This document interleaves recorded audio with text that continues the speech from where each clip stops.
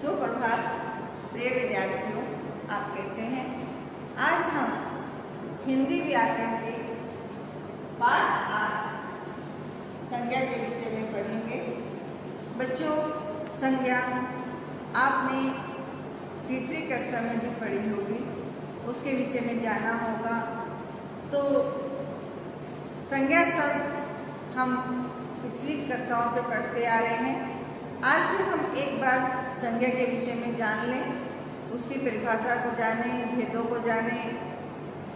आइए बच्चों, संज्ञा की परिभाषा पढ़ते हैं। आप भी अपनी पुस्तक पाठ नंबर 8 खोल लें और मेरे साथ साथ संज्ञा की परिभाषा को पढ़ें। किसी व्यक्ति, प्राणी, वस्तु, स्थान, जाति या भाव के नाम को संज्ञा कहते हैं। जैसे पवन,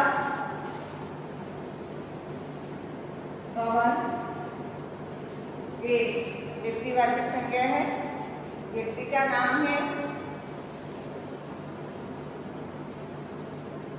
मनुष्य, जाति का बोध हो रहा है। दिल्ली, स्थान का बोध हो रहा है। प्रेम, बच्चों इससे हमें भाववाचक संज्ञा का बोध होता है। यह हमें भाव बता रहा है। तो परिभाषा के अनुसार किसी व्यक्ति, वस्तु, पेन, किताब, पुस्तक ले हम वस्तु के लिए पुस्तक, किसी व्यक्ति, पुस्तक, जाति, स्थान या भाव के नाम को संज्ञा कहते हैं। संज्ञा के भेद, संज्ञा के 3 भेद होते हैं: व्यक्तिवाचक संज्ञा, जातिवाचक संज्ञा, भाववाचक संज्ञा। व्यक्तिवाचक संज्ञा जो शब्द किसी एक ही व्यक्ति, वस्तु या स्थान का बोध कराएं, उसे हम व्यक्तिवाचक संज्ञा कहते हैं। जैसे अटल बिहारी वाजपेयी, ये क्या है? किसी विशेष व्यक्ति का बोध करा रहे हैं। हिंदी पाठ्य पुस्तिका, ये किसी वस्तु का बोध करा रहे हैं। आगरा किसी विशेष स्थान का बोध हो रहा है, तो इसे हम क्या कहते हैं? व्यक्तिवाचक संज्ञा। अब आइए, जातिवाचक संज्ञा इसे कहते हैं। इसकी क्या परिभाषा है? जो शब्द किसी व्यक्ति, वस्तु या स्थान की संपूर्ण जाति का बोध कराए, उसे हम जातिवाचक संज्ञा कहते हैं। जैसे मनुष्य,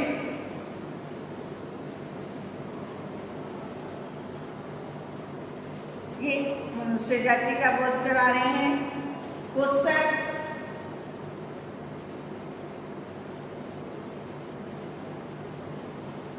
ये हमें वस्तु का बोध, वस्तु का जातिवाचक में वस्तु का बोध करवाते हैं। और देश कहते ही हमें जातिवाचक स्थान का बोध होता है। इससे हमें सभी देशों का पता चलता है कि ये जातिवाचक है। अब जातिवाचक संज्ञा के 2 उपभेद भी होते हैं बच्चों। एक द्रव्यवाचक संज्ञा, दूसरा समूहवाचक। द्रव्यवाचक क्या है? द्रव्यवाचक संज्ञा की परिभाषा जान लें। जो शब्द किसी पदार्थ अथवा द्रव्य का बोध कराते हैं, उन्हें द्रव्यवाचक संज्ञा कहते हैं। जैसे पीतल, सोना, ये आपके द्रव्यवाचक संज्ञा है। पदार्थ है दोनों। और तेल,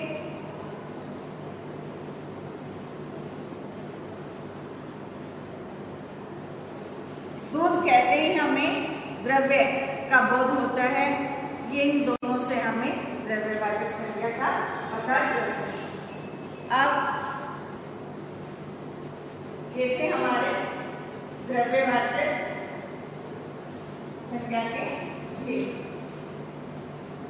उदाहरण, द्रव्यवाचक संज्ञा के ये सब उदाहरण मैंने आपको बताए। अब आइए बच्चों, जातिवाचक का दूसरा उदाहरण,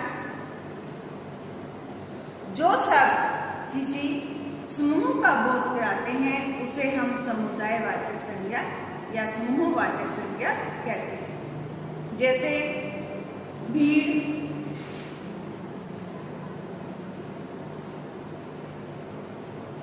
कक्षा, सेना। भीड़ बहुत सारे व्यक्तियों की भीड़ इकट्ठी है, वो एक ग्रुप में है, उसे हमने भीड़ कहा। बहुत सारे व्यक्ति जहाँ इकट्ठे हो रहे हैं उसको हमने एक नाम दिया भीड़, जो समूह में है। कक्षा, कक्षा में सभी विद्यार्थी बैठे होते हैं तो हमने उसे किसका नाम दिया? विद्यार्थी इकट्ठे होने को हमने एक नाम दे दिया कक्षा। वो भी क्या है? समूह, समुदाय है। सेना, सैनिकों की एक टुकड़ी जो है उसे हम क्या कहते हैं? सेना। कभी कभी व्यक्तिवाचक संज्ञा और जातिवाचक संज्ञा एक दूसरे के स्थान पर प्रयोग किए जाते हैं, अर्थात जातिवाचक का व्यक्तिवाचक में और व्यक्तिवाचक का जातिवाचक में प्रयोग किया जाता है। जैसे जातिवाचक संज्ञा का व्यक्तिवाचक संज्ञा के रूप में प्रयोग, पंडित जी हमारे देश के प्रथम प्रधानमंत्री थे। यहाँ पंडित जी कहते ही जातिवाचक संज्ञा का बोध हो रहा है और पंडित, उनका नाम दिया गया पंडित जवाहरलाल नेहरू, इससे हमें व्यक्तिवाचक संज्ञा का विशेष व्यक्ति का बोध होता है। दूसरा, नेताजी ने आजाद हिंद फौज का गठन किया। नेताजी कहते ही जातिवाचक का बोध होता है। नेता कोई भी नेता हो सकता है। अब नाम सुभाष चंद्र जोड़ दें तो हमें उन नेताजी का बोध होता है कि वो विशेष व्यक्ति है। तो बच्चों, आपने समझ लिया जातिवाचक संज्ञा से व्यक्तिवाचक संज्ञा के रूप में किस प्रकार से प्रयोग होता है। बच्चों, अब जातिवाचक संज्ञा से व्यक्तिवाचक संज्ञा का प्रयोग हमने जान लिया। अब आगे हम व्यक्तिवाचक संज्ञा से जातिवाचक संज्ञा कब बन जाती है उसको भी जानें। जब व्यक्तिवाचक संज्ञा अपने विशेष गुणों के कारण जातिवाचक संज्ञा के रूप में प्रयोग होती है। जैसे आज भी देश में हरिश्चंद्रों की कमी नहीं है। दूसरा, जयचंदों के कारण भारत पर अंग्रेजों का अधिकार हो गया। यहाँ हरिश्चंद्र सच्चाई और जयचंद गद्दारों का प्रतीक है। अगर हम हरिश्चंद्र कहते हैं तो वहाँ पर हमें सच्चे व्यक्ति का बोध होता है कि जिसके विषय में हमने हरिश्चंद्र का वर्णन किया वहाँ सच्चाई का प्रतीक है। और जहाँ पर हमने जयचंद का प्रयोग किया वहाँ पर हमें बोध हो जाता है कि इनके विषय में एक गद्दार का रूप नाम लिया गया। अब भाववाचक संज्ञा किसे कहते हैं इसकी परिभाषा को भी जान लें। जो शब्द किसी वस्तु या पदार्थ की दशा, अवस्था का बोध या भाव का बोध कराए उसे हम भाववाचक संज्ञा कहते हैं। जैसे बचपन, क्रोध, प्रेम, खटास।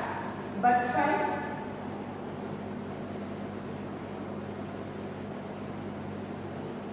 क्रोध,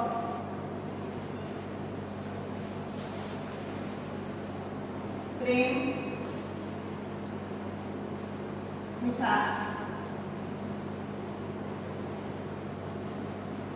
बच्चा बचपन का बोध करा रहा है, भाव उसमें बचपन का भाव है। का क्रोध से भाव उत्पन्न हो रहा है। प्रेम, जहाँ प्यार का वर्णन किया जाए वहाँ प्रेम का बोध होता है, भाव दिखाई देता है। मिठास, मीठा से मिठास भाव का बोध होता है। भाववाचक शब्दों की रचना 5 प्रकार के शब्दों से होती है। जातिवाचक संज्ञा से, सर्वनाम से, विशेषण से, क्रिया से, अव्यय से। बच्चों, सबसे पहले हम जातिवाचक संज्ञा से भाववाचक संज्ञा में निर्माण करेंगे। जैसे जातिवाचक संज्ञा इंसान, तो उसका भाववाचक क्या बन जाएगा? इंसानियत। पशु जातिवाचक संज्ञा है और भाववाचक संज्ञा क्या बना? पशुता।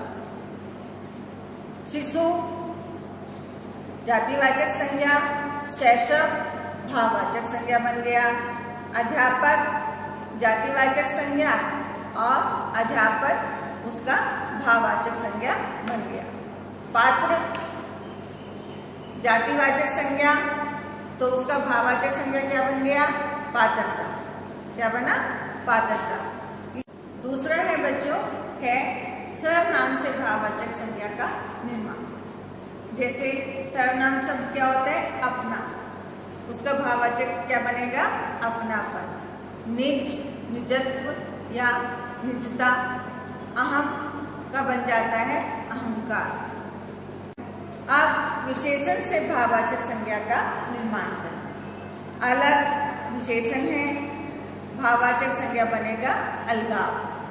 भारी विशेषण है और भाववाचक संज्ञा बनता है उसका भार। अस्थिर, अस्थिरता। काला, कालिमा। चतुर विशेषण है, क्या भाववाचक होगा? चतुराई। वीर, वीरता।